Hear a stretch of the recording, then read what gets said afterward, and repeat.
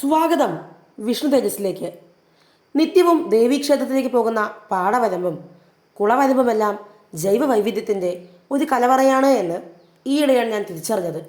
ദശപുഷ്പവും പലതരം ഔഷധ സസ്യങ്ങളും ചെറുതും വലുതുമായ അനേകം ജീവജാലങ്ങളും പലതരം പക്ഷികളും ഇവയെല്ലാം അടുത്തറിയുന്നത് വളരെ രസകരമാണ്. ഞാൻ ഈ ആഴ്ച പരിചയപ്പെട്ട ഒരാളെ കാണിക്കട്ടെ. മഞ്ഞക്കറുപ്പൻ ഒരു പൊടി സുന്ദരൻ തന്നെയല്ലേ.